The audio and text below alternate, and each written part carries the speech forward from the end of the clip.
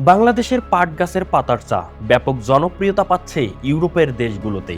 যে পাট গাছকে আমরা এতদিন শুধু আঁশের জন্য চিনতাম, যে পাট পাতা ফেলে দেওয়া হয়, পচে যায়, নষ্ট হয়, সেই পাট গাছের পাতাই এখন ইউরোপের বাজারে নতুন সম্ভাবনার দরজা খুলে দিচ্ছে। হ্যাঁ, ঠিকই শুনেছেন, বাংলাদেশের জুট লিপ অর্থাৎ পাট পাতা এখন স্বাস্থ্য সচেতন বিশ্বের নজরে। বিশেষ করে জার্মানি ও ফ্রান্সের মতো দেশে অর্গানিক ও হার্বাল চায়ের বাজার দ্রুত বাড়ছে। আর সেই বাজারে জায়গা করে নিচ্ছে আমাদের দেশের এক সময়ের অবহেলিত পাট পাতা।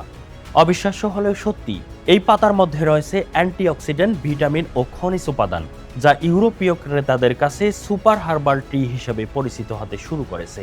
কিন্তু প্রশ্ন হলো, এটি কিভাবে তৈরি হয়?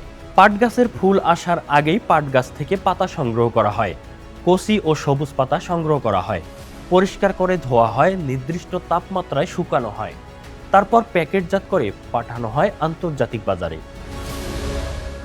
আর মধু আর চিনি দিয়ে এই চা তৈরি করতে হয়।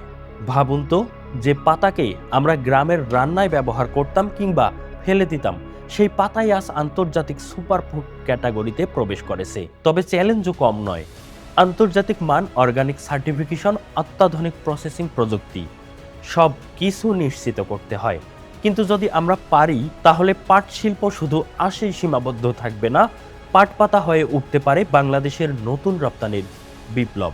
এটি শুধু একটি পণ্য নয়, এটি হতে পারে কৃষকের নতুন আশার আলো, গ্রামীণ অর্থনীতির নতুন গতি এবং বাংলাদেশের জন্য একটি নতুন বৈদেশিক মুদ্রার উৎস। কে জানে, হয়তো আগামী দিনে ইউরোপের কোনো ক্যাফেতে কেউ চুমুক দিচ্ছে বাংলাদেশ জুট লিপ টি, আর আমরা গর্ব করে বলবো, এটা আমাদের দেশের মাটির উপহার। ভিডিওটি ভালো লাগলে বেশি বেশি শেয়ার করুন, লাইক দিন, সাবস্ক্রাইব করুন আমাদের চ্যানেল, আর মতামত জানান কমেন্ট বক্সে। প্রিয় দর্শক, এতক্ষণ আমাদের সাথে থাকার জন্য ধন্যবাদ। দেখা হবে আগামী প্রতিবেদনে। ততক্ষণ পর্যন্ত মহান আল্লাহ সকলকে সুস্থ রাখুন। আল্লাহ হাফেজ।